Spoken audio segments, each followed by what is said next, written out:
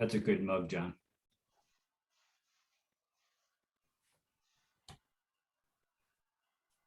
Thank you. All right, good morning. We'll get started in just a few moments. We're going to let people join in, and then we'll get started with our webinar in just a couple of moments.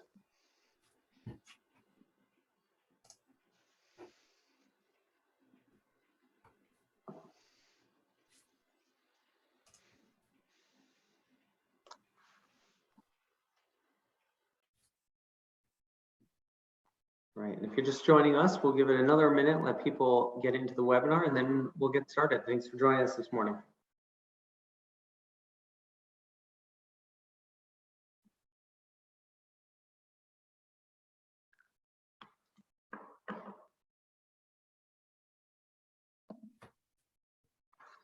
All right, we'll get underway. Good morning. My name is Garrett Sheehan. I'm President and CEO of the Greater New Haven Chamber of Commerce and Quinnipiac Chamber of Commerce. Our topic today is cybersecurity, new laws that are effective October 1. That's Friday, just around the corner.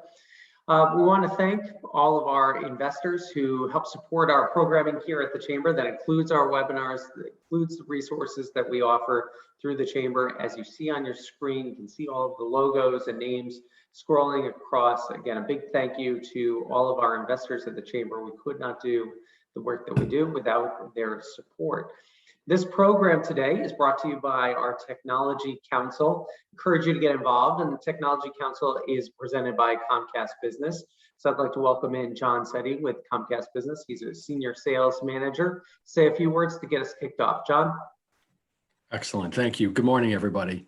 You know, the topic today is really near and dear to me and also Comcast Business.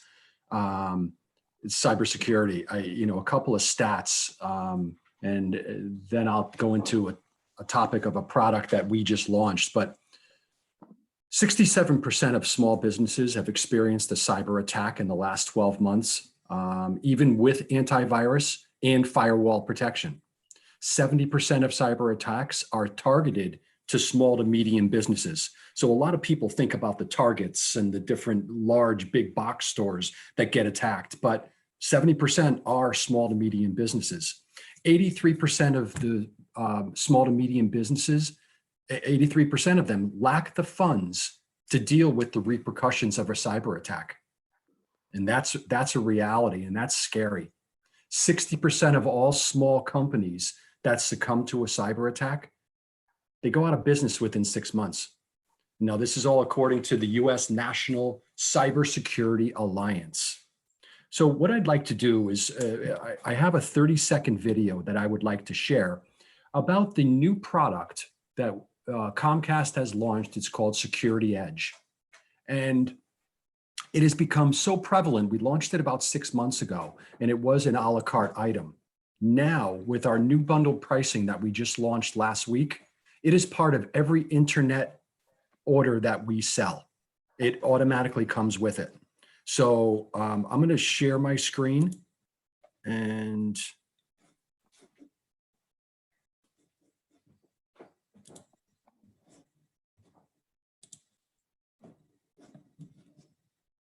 a 30-second video.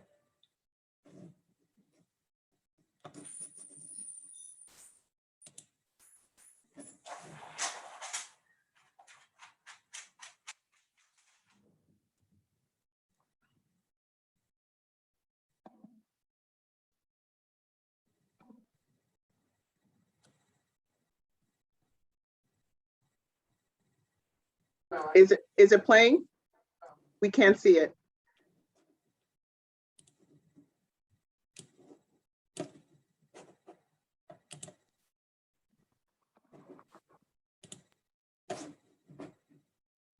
When you run a business, setbacks change everything. And online, they happen fast. With your Comcast Business Internet, you can stay ahead. And now you can add Security Edge to make it even more secure. It helps keep your network safe by scanning for threats every 10 minutes. And unlike some cybersecurity options, this helps protect every connected device. Yours, your employees, and even your customers with no extra hassle. Just the all-in-one solution you need. Comcast Business, powering possibilities. So like I said, it is part of every package we offer now. The biggest thing about it is a security, it adds another level of protection. There's nothing that is 100%, but it's another level of protection that is monitored every 10 minutes. And every 10 minutes, you could get a report just to show if someone's knocking on your door. And then you could be proactive as opposed to reactive. So I encourage you to, take a look at this. I'm sure a lot of people have antivirus. Antivirus is on a device only. Firewalls are only based on what are programmed. We cover everything that's on the network, both plugged in and Wi-Fi. So we're really excited about this product to be able to really help our customers and try to combat some of the cyber attacks that are happening now, and more will be coming. So listen, everybody, thank you very much. I totally appreciate the Technology Council, and look forward to being a sponsor in the future. Thanks, everybody. Great, thanks, John. Appreciate it, and big thanks to Comcast Business for supporting the chamber, but also the Technology Council, and excellent product that it sounds like all small businesses are in need of. So thank you for sharing that with us today. All right, well, we're ready to get to our panel. We have a really strong panel for you today, and we're going to start off with Jeff Brown. And Jeff is the Chief Information Security Officer for the state of Connecticut. And just a little bit of background of what we're going to talk about. You heard John mention it. We're getting into cybersecurity, affects so many of our businesses, but also a new state law. I'll introduce our other panelists right now, and then we'll turn back to Jeff to have him say a few words. We also have Joseph Fortner Jr., an attorney with Halloran and Sage, and our other panelist, Jason Pufal, VP of Information Security Services with Bancord. So let me start off with Jeff. And Jeff, I'm sure securing the state's technology information is a huge job. Not only is it a sprawling organization, but a lot of sensitive information. And also now we have this new state law that the governor signed into effect that goes into effect on Friday. So thanks for joining us, and interested to hear some of the thoughts that you can share with us. Yeah, and thank you very much. Appreciate everybody showing up today. And today we're going to talk about a couple things, but first let me give a little bit of an introduction to myself.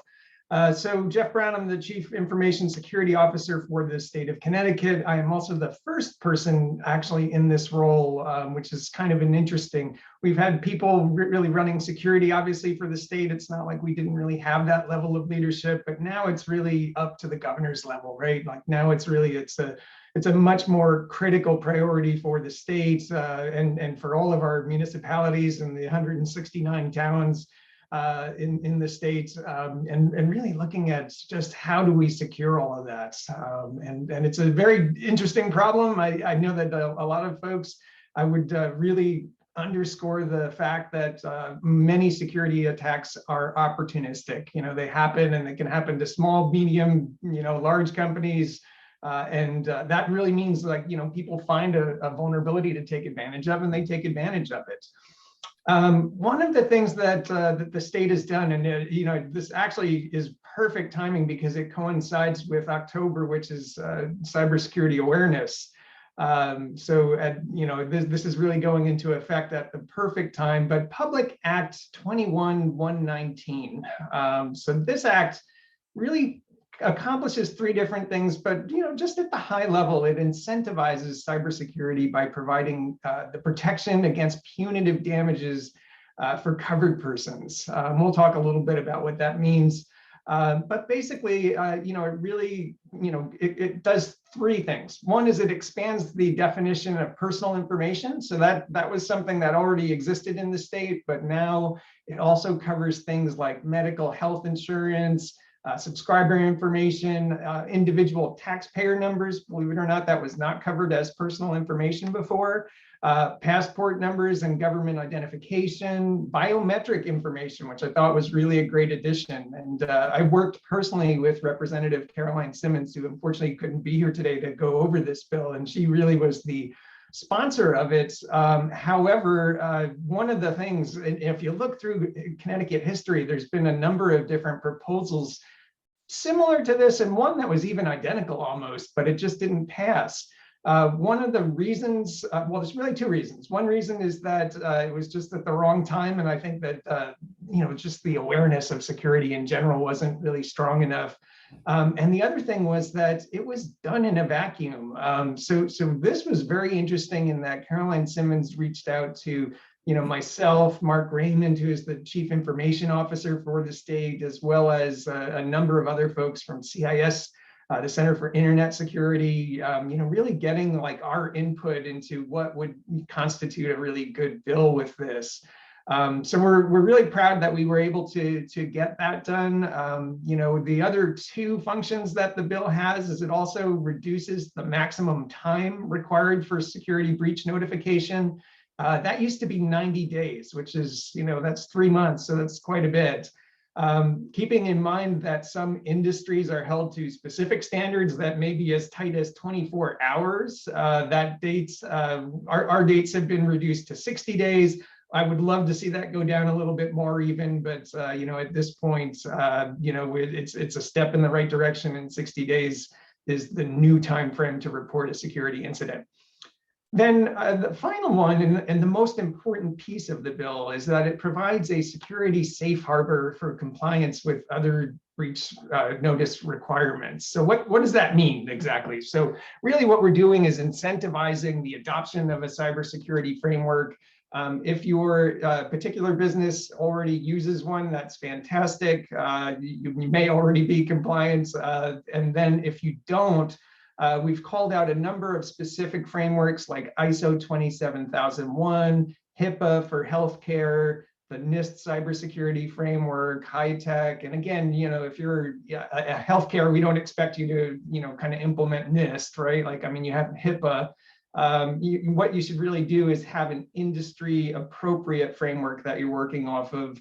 And then in exchange for that, really it provides protection from punitive measures. Now, this is a really interesting topic for me because, cybersecurity is one of the few things where, it's like the victim is almost punished in many cases. And it's, if somebody breaks into your house as an example and takes a bunch of things, you're a victim in every sense of the word. And yet when somebody breaks into your company and steals data, a lot of times the focus is really on the victim, like they should have had stronger security, or why didn't they, do something different? We have to move out of that. We can't punish the victim. So this is really, I think, a very good step in that direction. If you have a framework, this is now something, and of course you have to be compliant with it to, a specific release. But really what they're just trying to encourage is just best security practices. If you do like lock your doors and windows, make sure that you have security alarms, things like that. That behavior is now incentivized by providing some level of legal protection. That's kind of a high level of the view of the bill. Again, I think it's a real good step in the right direction. We will be, kind of evangelizing this, I think, with the small business community. And no business is too small. I mean, this is really down to a single person LLC or, large businesses in the state. Obviously, I think companies like Aetna and things like that are already in pretty good shape from a security perspective, but we're trying to get everybody else, up to that right level. And we'll be doing a number of different activities in the state to help, kind of reach out to the business communities, and really help them learn how to, how to kind of secure their businesses and their data. Because in some cases we've seen like ransomware attacks where a company might be out of commission for weeks, months. In fact, we're actually working with a third party right now who has a system that was attacked by ransomware. They're talking about a full year to recover this and get it back to where they needed it to be. So think about that, for a minute, could your business absorb, we're going to spend a year rebuilding a system that we already had. So, I mean, this is, I think, just a really important topic. For a small business, this could be the end of the business, right? For a large business, typically the targets and the, all of the big companies, they tend to move on and the stock rebounds and everything kind of goes back to normal. But for a small business, these cyber attacks can just be devastating. Thanks, Jeff. We appreciate it. And we'll come back to you with some more questions. I know you can't stay all the way till 11 o'clock, so we'll make sure we get questions into Jeff early on. And I do want to just let everyone know, if you have questions, you can start putting those in the chat, and we'll be getting to those in just a couple of moments. Let me turn now to Joseph. And Joseph, I'll let you talk about topics that you're interested in here, but maybe just following off of what Jeff said. Do you find that a lot of businesses, especially small businesses, realize the amount of liability that's out there for them if they don't have strong cybersecurity? There's a variety in how in companies. Some of them, unfortunately, some seem to still have the put the head in the sand attitude, and it won't happen to us. And by the way, if it happens to us, it's going to cost us so much we don't want to think about it. But I think you're finding more and more people, more and more companies, business, small or large, recognizing the importance of that. And I think that's one way in which this bill is very important to provide incentives to do this. It's a first step in the right direction. And I think it's going to help move us in that direction quite a lot, because one of the things that I think we've all found is that the time to do all the work, the time to do all the preventative, time to get yourself ready for the attack is before it happens. Either you avoid the attack or you've got the safeguards in place to know what's happened, to limit the damage, to get back up and running, and if necessary, to give the notifications rather than having too much of a disruption. So doing the homework now before the attack happened is absolutely critical. Just to talk about the bills, and I'm not going to. I'll try to avoid repeating anything or too much that Jeff mentioned. Although I may have a few little comments that are a little bit different. There's two, as he said, there's two different bills that came into place. One is the data breach notification bill. The second is the cybersecurity protection plans.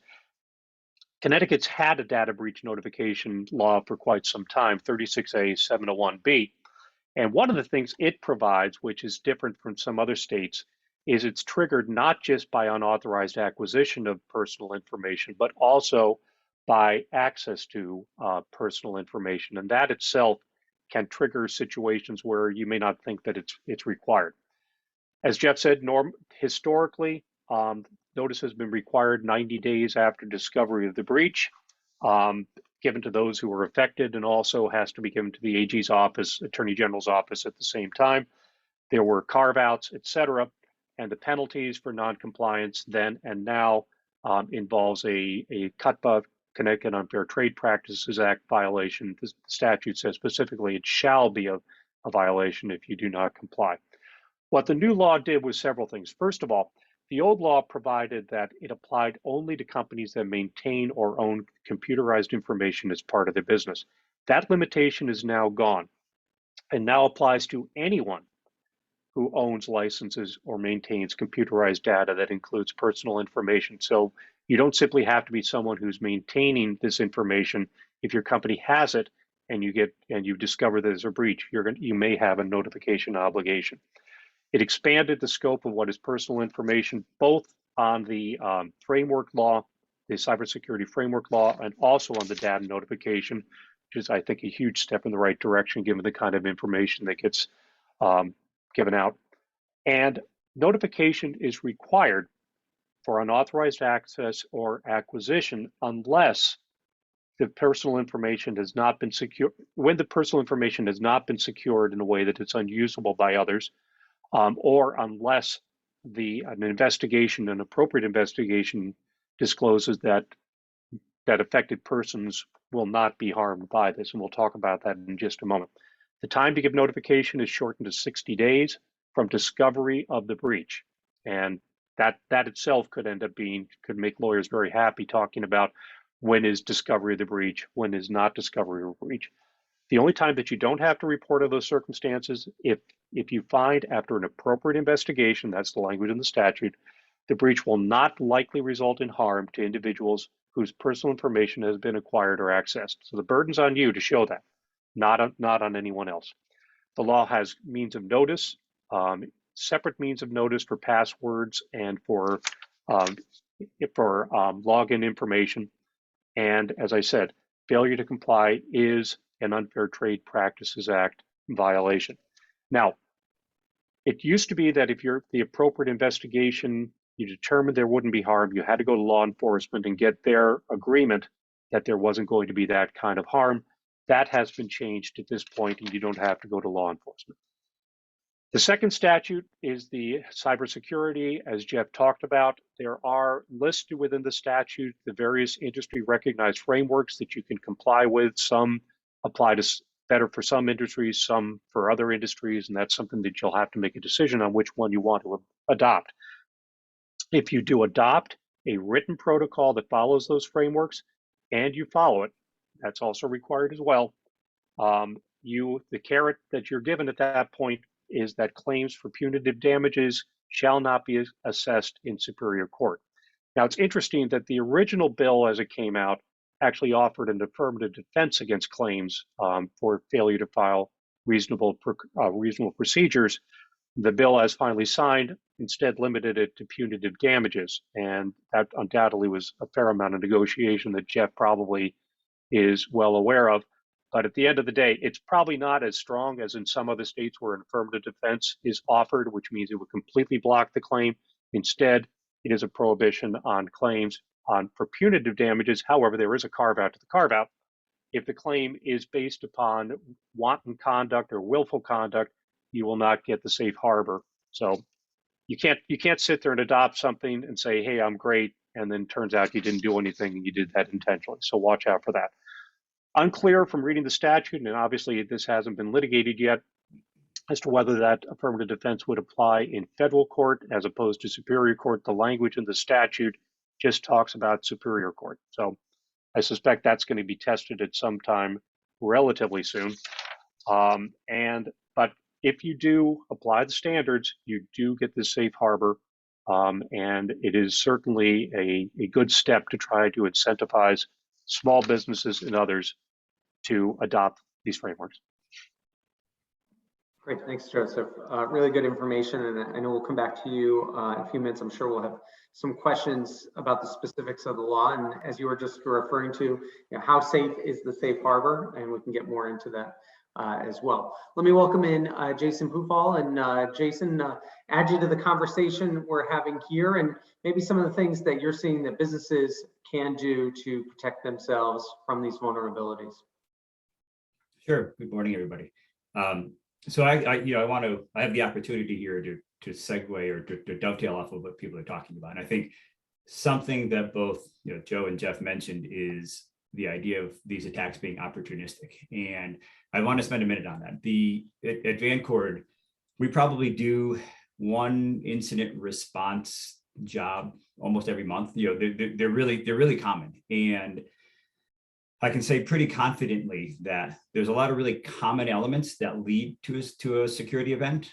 I'll say ransomware really feels like the sort of cybersecurity epidemic.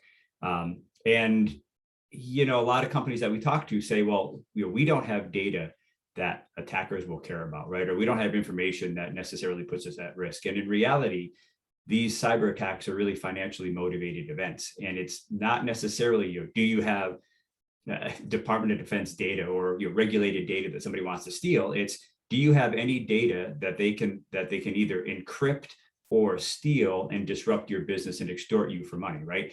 And I think it's really important that people recognize that, because there is no sort of exempt business, right? There's nobody that an attacker isn't going to potentially target. It's very opportunistic. They're going to use the easiest path to compromise that they can.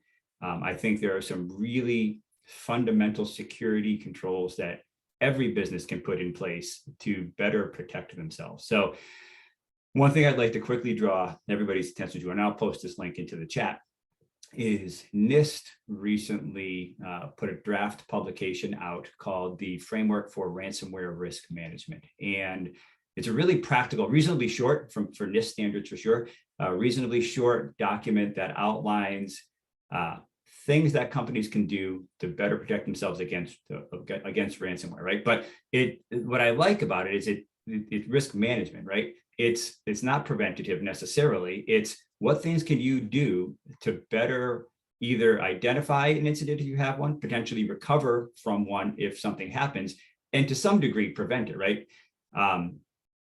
We see a lot of gaps, very practically speaking, that are as basic as unpatched machines, right? Unpatched servers, unpatched personal workstations.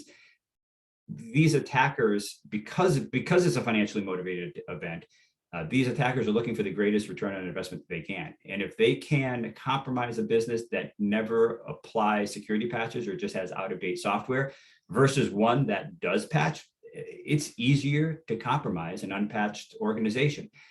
The reason I'm spending time on something as fundamental as patching is it's largely free to do, right? So, we talk about the budgetary challenges that companies face and the challenge to sort of implement some of these complicated frameworks.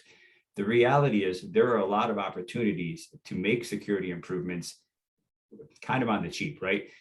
Patching, vulnerability management, some basic security awareness training for your employees, those can largely be done, either free or really inexpensively, and I think provide real tangible improvements to a company.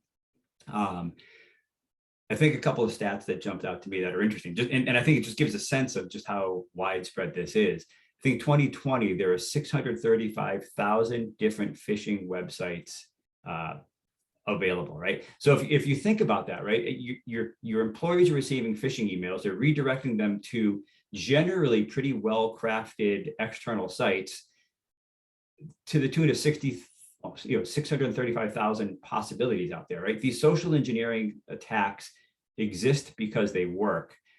It's really important that we spend time educating our workforce so that they can identify those and be that frontline attack. The security industry really emphasizes technical controls a lot of the time. I believe training is equally important to any technical control, and frankly, any technical control can be subverted by a single mouse click by an untrained employee. So I think there really is the idea that you need to do those very basic blocking and tackling security measures, patching, vulnerability management, coupled with training, and then ultimately, as your security program develops a little bit more maturely, look at some of those more sort of attack specific or maybe more costly security measures. But I think there's definitely an iteration here. But it is important to recognize that these are financially motivated events and somewhat data independent. The other thing that I would talk about, because I think we have had some legal discussion here, right, around what your regulatory requirements are during an incident. These are long events. So when there is an incident, the first, in our experience, say 3 to 4 weeks, typically is that sort of containment and restoration phase. That's, I think, when there's a lot of activity and there's a lot of visibility on the incident. The tail, which is really your notification and sort of all the regulatory requirements, that can potentially take a couple of months to deal with, and making sure you get your notices out and making sure you meet all of those responsibilities. So these events are protracted, even for smaller companies. It's really important to make sure you take steps to understand what your obligations are there, and take those sort of proactive steps to try to reduce that potential exposure and potential risk to an incident as they come. Thanks, Jason. And maybe Jason, you can take us to the very basics too, because and I know you're touching upon this in talking about small businesses are vulnerable. With so much cloud computing, a lot of things aren't stored at a company now. They're using some private company, but that still that doesn't mean that you're safe, right? Is that a good way to describe it? And I'm sure a lot of people think that they are because it's not their system or they have their data stored somewhere else. It definitely doesn't. I will say, one of the benefits, in my opinion, of cloud computing is that it does, those companies do a nice job of keeping their software current and keeping their applications current, right? So there definitely is some benefits to having your sort of key systems in a cloud hosted environment, right? And I'll sort of be generalized like that.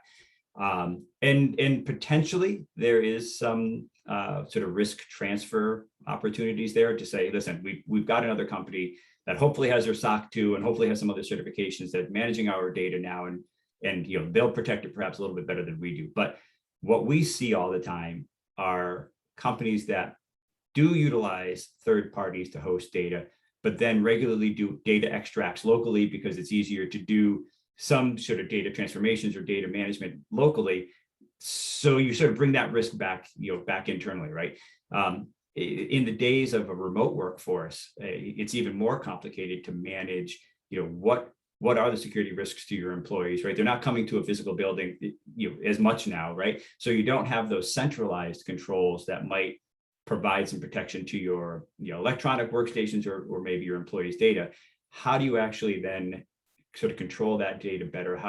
What safeguards can you put in place for remote workforce, still get the visibility that you need, still get those protections, but permit people to work in the environment that they're used to now? So I think we're really seeing clearly a change, and I think a change that's going to stay regarding where people work and how people work. And we really need to be mindful now of how do you protect that remote workforce? How do you understand where your data is? How do you understand what people are doing with the data? Those are challenging questions. Jeff, at the state level, maybe as we just kind of unbundle the threats that are out there right now, what are some of the things? I'm sure the state is a large target for hackers out there. And then if you really boil it down, we're talking about the weakest link, one employee who does something. What is the simplest thing that they can do that then all of a sudden you can be dealing with a major attack? Is it as simple as opening an email or opening a PDF? What's that point where the real vulnerability starts? Yeah, great question. And unfortunately, it's down to an individual doing the wrong thing in many cases. I can tell you that there was a well-known cybersecurity company that had a very public attack. And one of the things that had happened was an administrator had been, system administrator had been specifically targeted.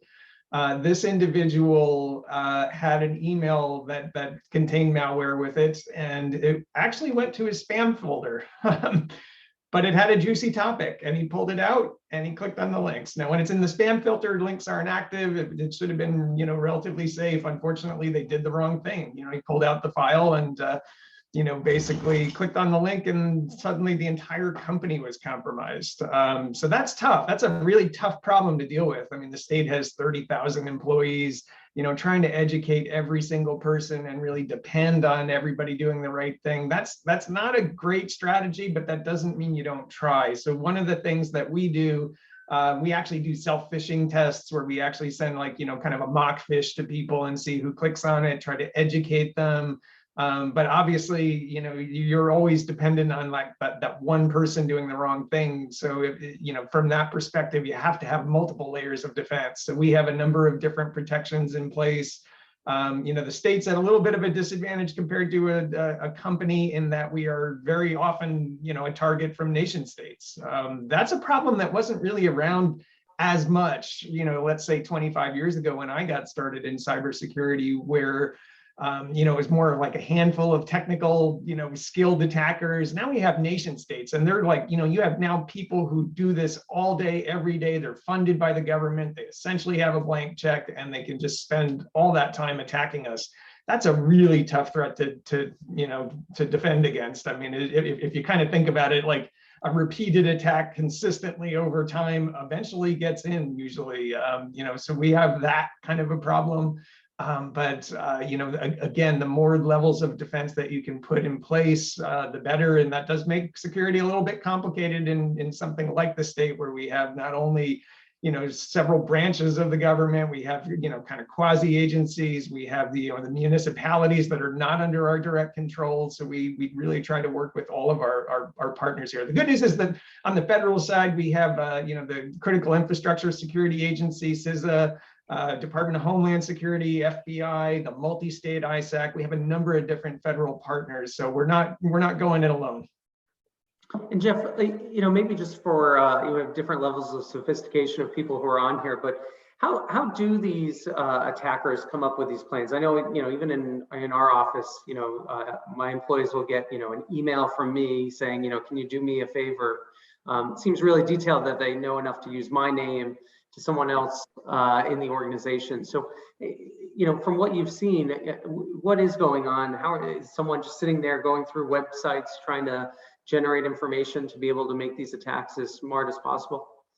Yeah, they certainly do. And it used to be that, you had these like really obvious spelling errors and, things that were just kind of painfully obvious for most people. Things have gotten very sophisticated now. So you might get a very specific email from your boss asking you to transmit money from one account to another, and people have fallen for that kind of stuff. So be careful what you put on social media, like, try not to overshare information, all of those kind of things. We are now in a day and age where, if you look at the Conti ransomware, which is a very well-known ransomware, there's a gang behind that, right? But I mean, like, ultimately they also do ransomware as a service. So you can actually hire them on the dark web and, so the skill level has gone from, these sophisticated technical attackers like Kevin Mitnick and Kevin Polson and all those, like, kind of back in the 90s kind of people. And now it's just like anybody can do this, right? So now we're in a day and age where the bar has been set very, very low for the attackers. And that means we have to raise our bar in terms of what we do for defense. And Joseph, as you speak with companies, it just seems that we probably, for the majority of them, don't have the structure in place, just even as we're talking about regulating employee behavior, to be able to handle these threats that are coming at companies. Is that what you're seeing? And what's the place for a business to start to really start to shore up their policies and how they handle cybersecurity? Yeah, that's a great question. And I think that a lot of the, I'm sorry, was that question for me? Well, I was go ahead and run with it, Jeff, and I'll follow up. Sorry about that. I would just say a couple things real quick. In terms of just like, again, the free things that you can do, patch, maintain your systems, replace things that are end of life. A lot of people don't think of that, right? Like, you don't necessarily think of the cable modem or the router that you're connecting with. Is that still getting security updates? Do you know how to update the firmware, things like that? So, I mean, all of those kind of the free things that you can do, I think, are super important. As you get into being a bigger company, you need to really, hire people to do this and maintain that kind of a security program. Yeah, just to follow on what Jeff was saying, obviously keep trying to patch, keep things up to date. I've had situations where the attack came in from a PC that was barely being used for anything, and no one had bothered to update it for years. And that was the vulnerability that they found, and found the way to get in to use that. And it simply was something that no one really thought of patching. So an audit of all your technology, both your software, your hardware, your network, all of that is an important thing to do. But I think, as we've all been talking about, a lot of it is just training, because the biggest vulnerability is the brain finger interface. And when you see the email, do you just click on the link? Do you look to see where it came from? And training your people to do that, because you can, as we all know, you can see what the email address is if there's any suspicion, and determine whether or not it's legitimate or not. At least you can get a start. And training your people, when in doubt, don't open, don't click. I've seen clients who have had sophisticated email spoofing campaigns in which they've had long conversations with hackers. It's been remarkable, where these folks have gotten in with them and ended up getting money transferred to them, simply because someone didn't look to see early on in the process that there was just a little variation in the email address, and that was enough to get things running. So doing the training, doing the patching, trying to keep yourself as up to date as you can, if you don't have a lot of revenue to spend on consultants, et cetera, is a very important place to start. And then reminding them over and over as things go along, not just a one and done. You can't do a one and done approach from the standpoint of the frameworks. In fact, the Safe Harbor bill specifically says that if you adopt one of the industry standards, if it is changed, you have 6 months to update your own framework to meet that change.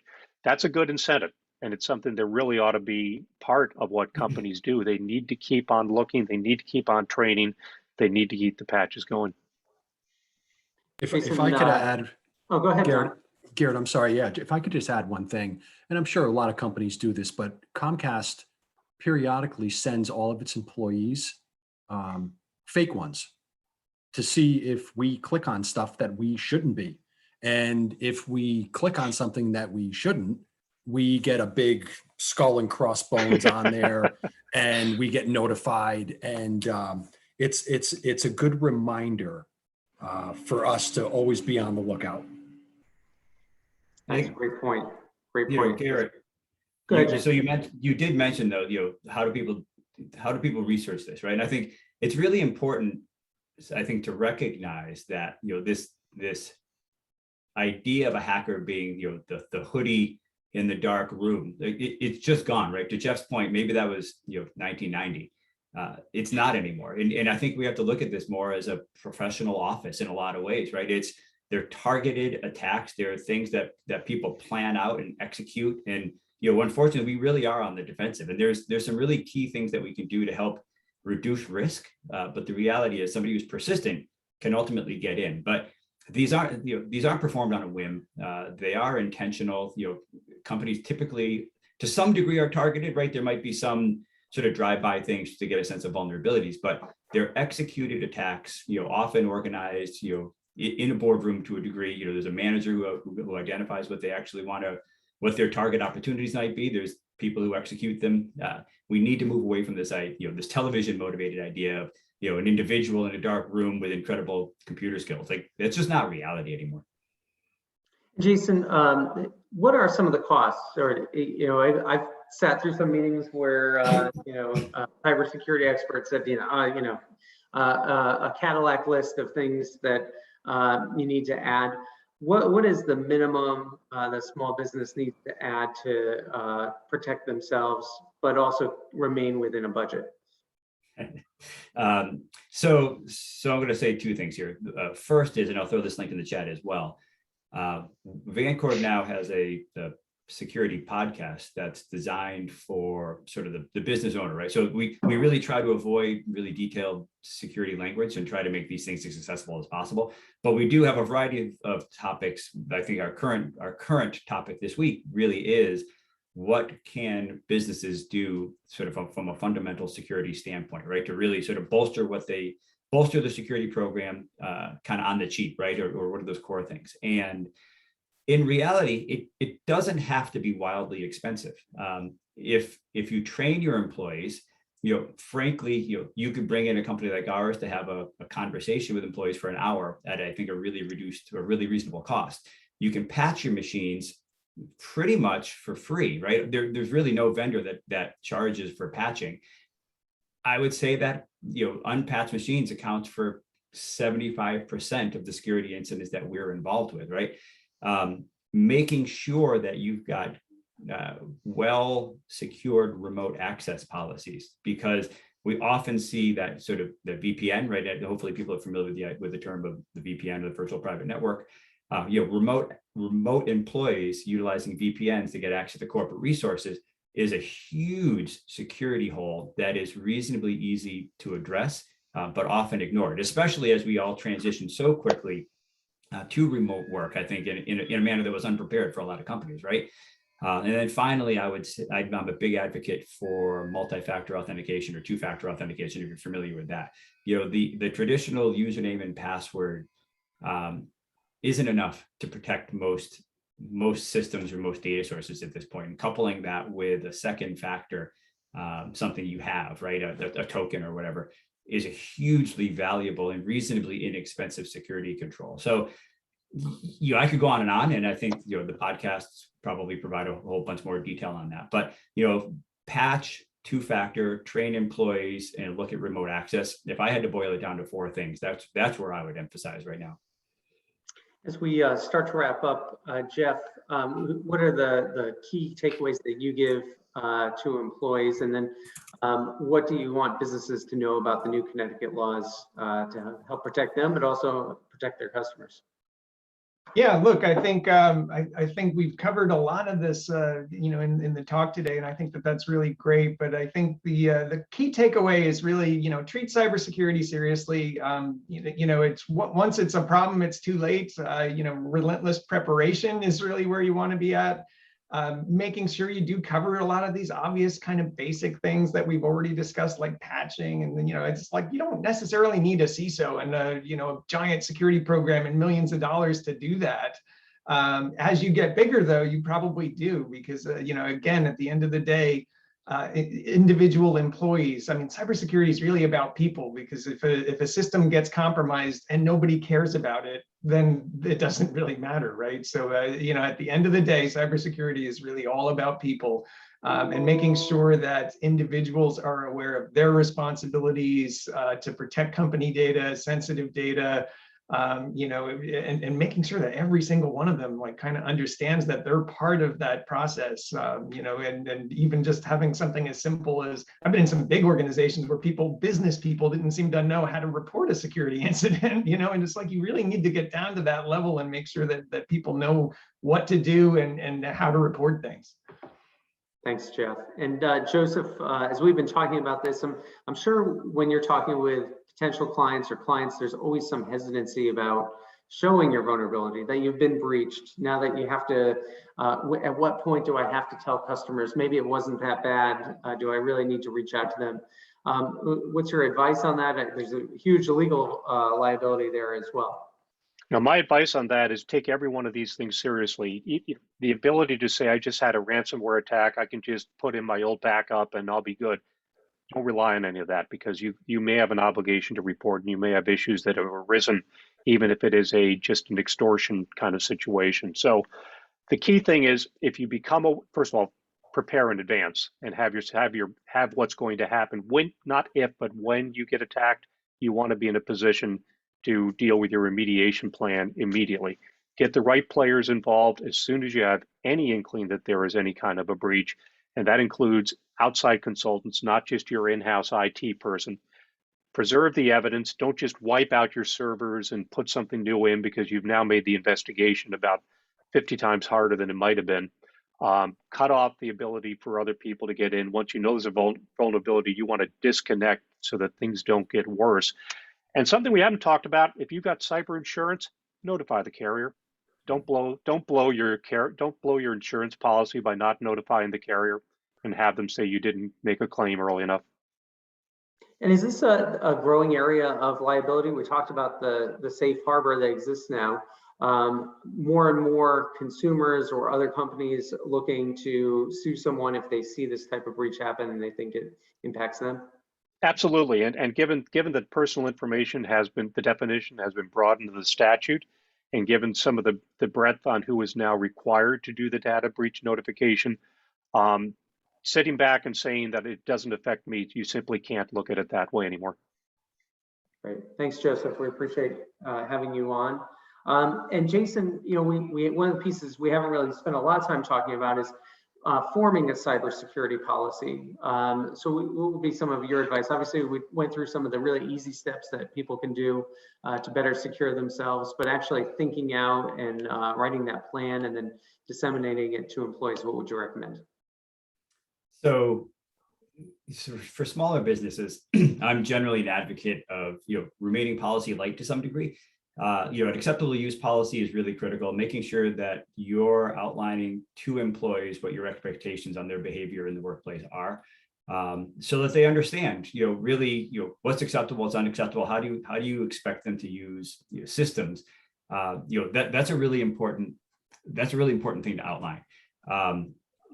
You do want an incident response plan, having prepared responses to these, understanding what your communications requirements are, your regulatory requirements are, having a partner in the space. If you don't have the security organization, right, which I expect most folks on the call today don't, understanding who you can call. I think to Joe's point, which is a great one, companies too often skip all of the containment and forensics and jump straight into restoration, right? Thus destroying a lot of key evidence and potentially, keeping themselves at risk, right? If you just restore from a backup that's 2 days prior to an incident, many of those same vulnerabilities likely exist. You don't actually make improvements. You destroy all of the evidence. You then don't have good information from which to make some of those sort of legal or regulatory decisions. Having a partner ahead of time to help you navigate that, I think, is really important. So working through an incident response plan is really key for this. And I would advocate that everybody look at that. Great. Well, thank you all. Thank you, Jason, Joseph, Jeff. Really great information. John and Comcast Business, you can reach out to John They have many tools that will help you in this area. And we do want to let everyone know about some of our upcoming events. So we do have our annual meeting coming up on October 14th. That's going to be in person at the Omni at 3 o'clock. You can go to our website to register, and also Leadership Greater New Haven coming up as well. Go to our website for that information. As with all of our webinars, this recording saved onto our YouTube page. So if you missed it, you want to share it with someone else, a lot of great information. Feel free to pass that along. You can go to our YouTube page, go to our website to reach it, and we will have this recording up in the next day or so. Again, thanks to all of our panelists, thanks to Comcast Business, and hope you all have a great day. Thanks, everybody.